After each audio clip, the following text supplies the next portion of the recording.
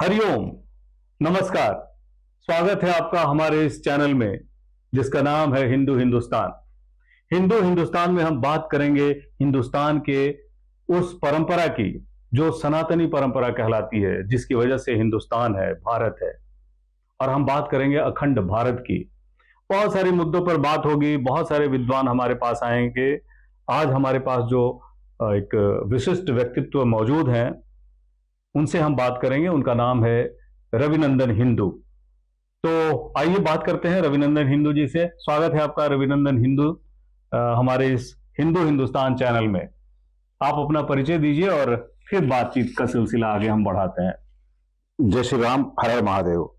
मैं रविनंदन हिंदू आप सभी सनातनियों का इस सनातनी चैनल में स्वागत करता हूं। बहुत बहुत धन्यवाद आपका सनातनियों के स्वागत के लिए। मैं आपके नाम से बड़ा प्रभावित हूं।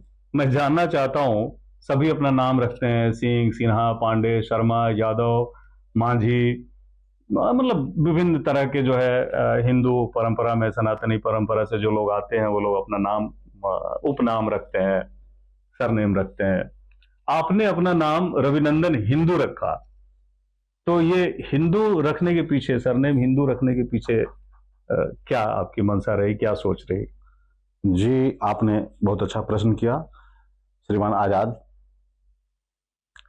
ये सिंह, तिवारी, मिश्रा, यादव से हमारा ये होता है कि एक तो हम बात करते हैं, समानता की बात करते हैं, और अपने टाइटल नेम में सिंह, तिवारी, मिश्रा, यादव रखने से ये पता चलता है कि फलाने व्यक्ति की फलानी जाति है, फलानी जाति है। मैं बचपन से इन चीजों को, जब से मैंने होश संभाला तब से इन चीजों को मैं सोचता था कि क्यों न सभी व्यक्ति का एक ही टाइटल हो, कुछ भी हो। तो मेरे दिमाग में आया कि नहीं, सभी लोगों को कहने से अच्छा है कि मैं शुरुआत करता हूं। तो मैंने शुरुआत किया हिंदू रख के। बस यही बात थी। बस यही बात थी। नहीं, आपकी सोच तो मुझे जैसा लगता है कि आपने बहुत ही बृहद सोच रखी होगी इसके पीछे, कि सब जो है जातिगत व्यवस्था के तहत अपना अपना अलग रूप, अपना नाम और टाइटल से जाने जाते हैं, जिसमें एकता नहीं रहती, समरसता नहीं रहती, और सब बटे हुए रहते हैं, कटे हुए रहते हैं, छटे हुए रहते हैं, जोड़ नहीं पाते हैं अपने आप को एक सनातनी के रूप में, हिंदू के रूप में। तो शायद ये आपकी सोच के पीछे ये बात रही होगी। मैं ये जानना चाहता हूं कि आप सनातन परंपरा में कितना विश्वास रखते हैं? बिल्कुल, हमारी ये जो पूरा अखंड भारत जो है, ये पूरा अखंड भारत सनातनी ही है।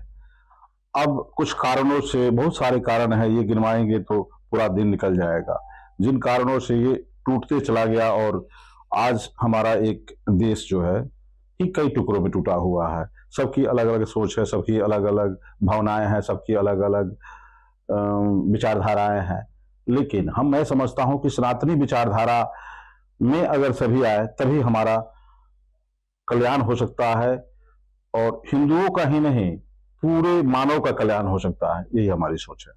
आप अखंड भारत की बात कर रहे थे, तो अखंड भारत में तो आप कोहे काफ, मतलब ईरान से लेकर के और एक उधर बर्मा तक चले जाइए, थाईलैंड तक चले जाइए, मलेशिया तक चले जाइए, इधर कर्नाटक तक चले जाइए, पूरा श्रीलंका तक चले जाइए, ये सारा अखंड भारत का हिस्सा रहा है, अफगानिस्तान से लेकर के पाकिस्तान तक।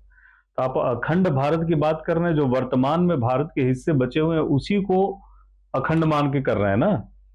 जी देखिए, ये एक कहते हैं कि एक छोटी सी चिंगारी भी बहुत बड़ी ज्वाला बन जाती है, बहुत बड़े एक जो है जंगल को जलाने के लिए काफी होती है। तो हम जलाने की यहाँ बात नहीं करेंगे।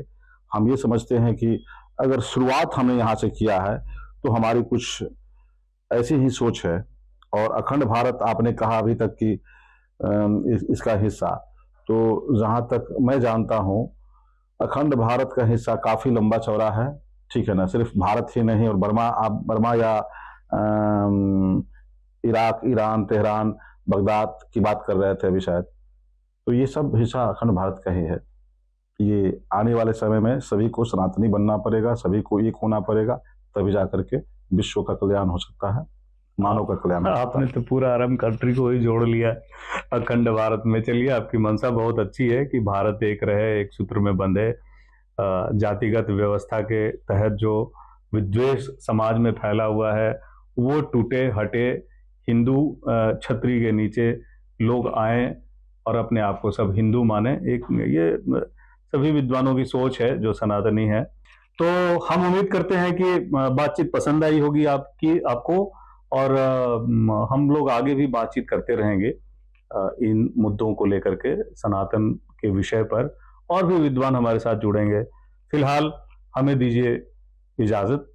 धन्यवाद इस चैनल को देखने के लिए। हमें उम्मीद है कि आपको हमारी बातचीत पसंद आई होगी और आप हमसे जुड़ेंगे।